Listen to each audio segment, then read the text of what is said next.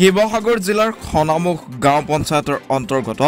২ নং চিন্তামণিগড়ত ভয়ংকৰ ঘটনা বৈদ্যুতিক তাৰত লাগি এজন ব্যক্তিৰ কৰুণ মৃত্যু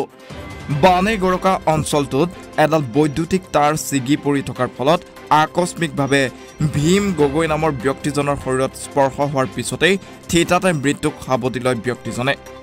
এই শোকাবহ ঘটনাই বৃহত্তৰ অঞ্চলটোত শোকৰ ছাঁ পেলাইছে আৰু ২ নং চিন্তামণিৰ মাজে যেটা এলডি লাইন পাৰ হৈ গৈছে সেই লাইনটো মানে এটা গলিলে সোমাই যে এডাল তাঁৰ ছিগি পোৱাত এজন ব্যক্তি ভীম গগৈ নামৰ এজন ব্যক্তি সেইপিনে পাৰ হৈ আহোঁতে তেওঁ হঠাৎ তাঁৰডালত লাগি পেলাই তেওঁ থিতাতে মৃত্যু হয় গতিকে লৈ বিভাগীয় কৰ্তৃপক্ষৰ এই বিষয়ত মানে অলপ হেমাহি কৰাও দেখা যায় গতিকে লৈ আমি অনুৰোধ জনাইছোঁ যে বিভাগীয় কৰ্তৃপক্ষৰ বিষয়টো মানে অতি সোনকালে তদন্ত কৰে আৰু পৰিয়ালটো যাতে একদম অতি দুখীয়া পৰিয়াল সেই পৰিয়ালটোক যাতে বিভাগীয় ফালৰ পৰা হওক বা চৰকাৰ ফালৰ পৰা হওক ক্ষতিপূৰণ দিবৰ বাবে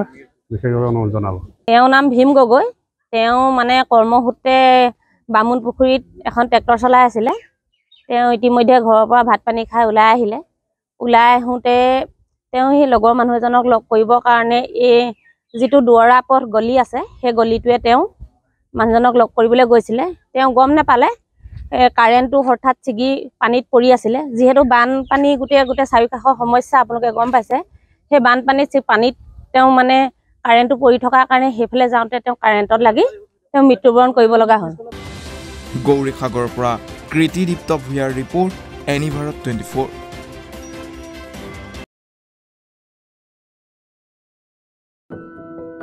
এনিভাৰত 24ৰ প্ৰথম প্ৰয়াস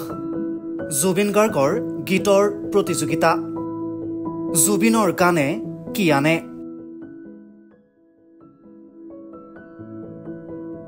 অডিশ্যনৰ বাবে যোগাযোগ কৰক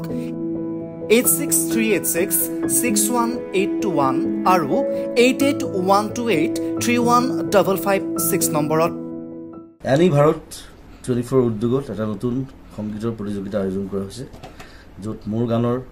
প্ৰতিযোগিতা হ'ব আপোনালোকে তাত প্ৰতিযোগী হিচাপে আহিবলৈ পাৰিব আৰু মোৰ ফালৰ পৰা আন্তৰিক শুভকামনা জনাইছোঁ আৰু অনুষ্ঠানটোৰ নাম হৈছে গানে কি আনে সকলোকে মৰম জনাইছোঁ সকলোৱে আহক ইয়াত অংশগ্ৰহণ কৰক thank you very much love U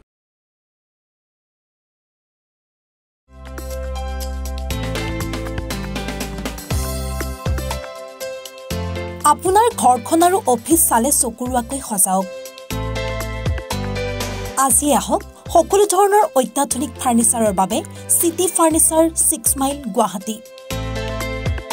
আমাৰ ঠিকনা 6 মাইল পাঞ্জাবাৰী ৰোড পুৰবিদাৰীৰ সন্মুখত গুৱাহাটী